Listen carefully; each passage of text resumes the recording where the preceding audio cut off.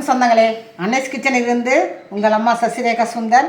இன்றைக்கி நம்ம கிச்சனில் பார்த்தீங்கன்னா ஒரு சாப்பாட்டு ஐட்டம் தான் காட்ட போகிறேன் நான். இது பார்த்தீங்கன்னாக்கா ப்ளைன் பிரியாணி செஞ்சு காட்ட போகிறேன். இது நம்ம குஸ்கான்னு சொல்லலாம். அந்த மட்டன் பிரியாணி, சிக்கன் பிரியாணி அதவே தோக்கடிக்கிற அளவுக்கு அவ்வளோ டேஸ்ட்டாக இருக்கும். பார்த்தீங்கன்னாக்கா இதுக்கு என்னென்ன பொருள் வச்சுக்கன்னு பார்க்கலாமாங்க.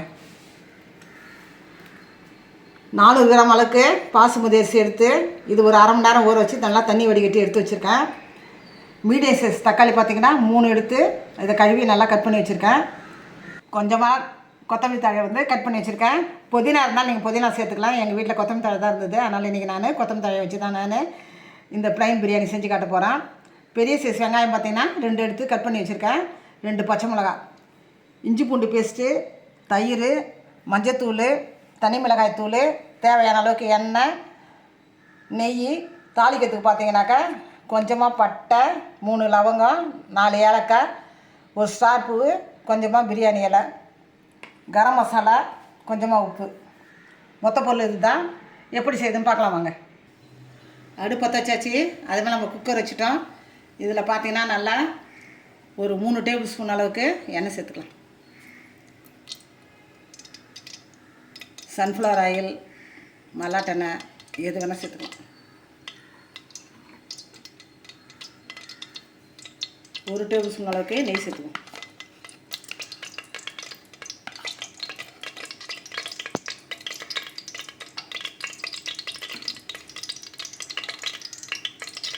இது நல்லா காயணும். காஞ்சதுன்னா நம்ம இந்த பட்டை லவங்கெல்லாம் ஆட் பண்ணணும்.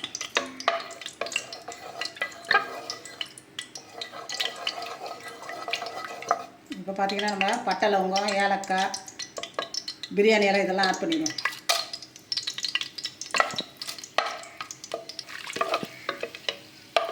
இந்த பட்டை லவங்கெல்லாம் நல்லா பொரிஞ்சிடுது. இப்போ பார்த்திங்கன்னா வெங்காயத்தை ஆட் பண்ணிக்குவோம்.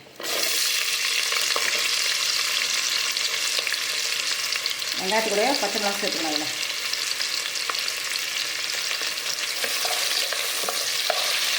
வீட்டில் பார்த்திங்கன்னா திடீர்னு கெஸ்ட்டு நம்ம வீட்டுக்கு வந்துட்டாங்கனாக்கா மட்டனோ சிக்கனோ வாங்கி கொடுக்க யாரும் இல்லைன்னும் போது இந்த மாதிரி செஞ்சு கொடுத்திங்கன்னா ரொம்ப அவங்க சந்தோஷப்பட்டுருவாங்க. பார்த்திங்கனாக்கா டேஸ்ட்டு சூப்பராக இருக்கும். அதே பிரியாணி அளவுக்கு இருக்கும் பார்த்திங்கன்னா டேஸ்ட்டு. கூடவே நம்ம வீட்டில் முட்டை இருந்தால் முட்டையும் தயிர் பச்சை வச்சாலே போதும்.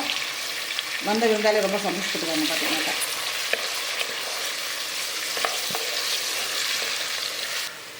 வெங்காயம் வதங்கும் போதே பார்த்திங்கனாக்கா நல்லா 1 டேபிள் ஸ்பூன் அளவுக்கு நம்ம இஞ்சி பூண்டு பேஸ்ட்டு அதை ஆட் பண்ணணும். அப்போ நல்லா வாசனையாக நல்லாயிருக்கும். பார்த்திங்கனாக்கா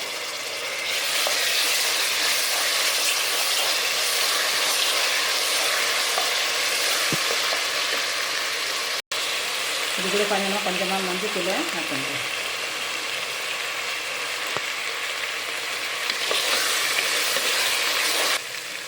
வெங்காயம் பார்த்தீங்கன்னா நல்லா வதங்கிட்டு இப்போ தக்காளி இதில் சேர்த்துக்குவோம்.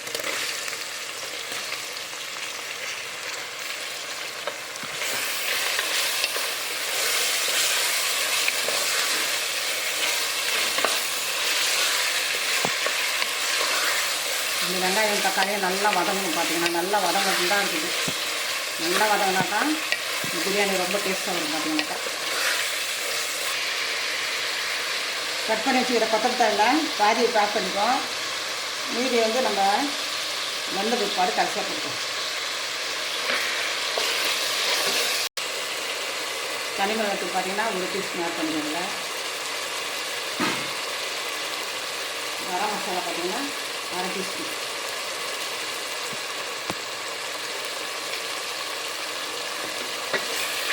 நல்லா வதக்கிட்டு கூடவே நம்ம இதை தயிர் 2 டீஸ்பூன் அளவுக்கு இதில் ஆட் பண்ணுவோம். பார்த்திங்கன்னா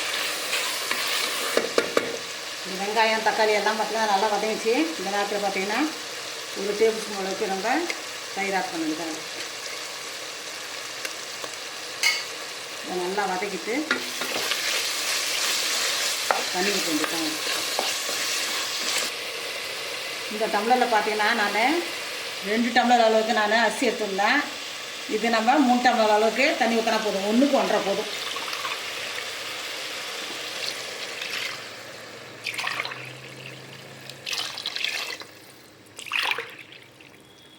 நம்ம 3 டம்ளர் அளவுக்கு ஊற்றியாச்சு.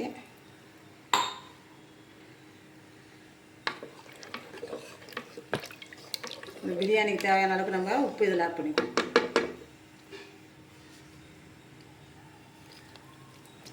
ஒரு 1/2 டீஸ்பூன் கொஞ்சம் மேலே போட்டால் போதும். இப்போயே நம்ம வாயில் ஊற்றி பார்த்து உப்பு எப்படி இதுன்னு பார்த்துக்கணும். பார்த்தீங்கன்னாக்கா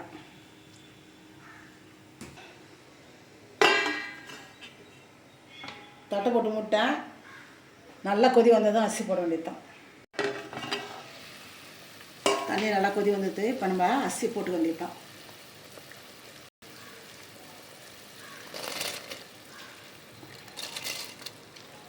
நல்லா தண்ணி இல்லாத வடிகட்டி போடணும்.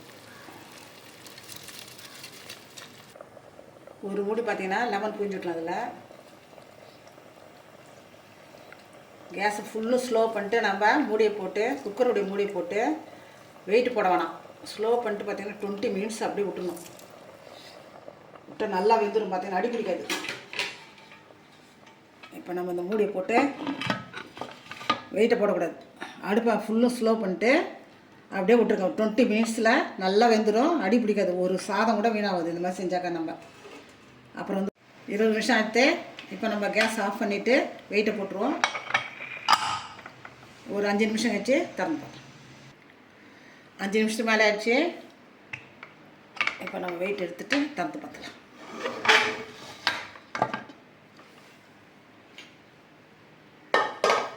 மீதி இருக்க கொத்தமல்லி இதில் நம்ம ஆட் பண்ணிக்குவோம்.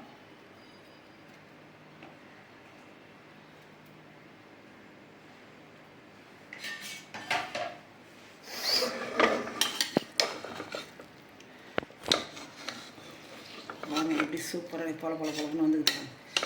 இதே மெத்தடில் செஞ்சால்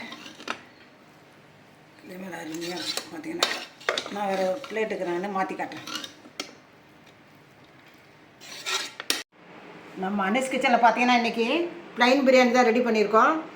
ரொம்ப சிம்பிள் டிஷ் பார்த்தீங்கன்னாக்கா. இது சிக்கன் மட்டன் எதுவுமே இல்லாத செஞ்சுருக்கோம்.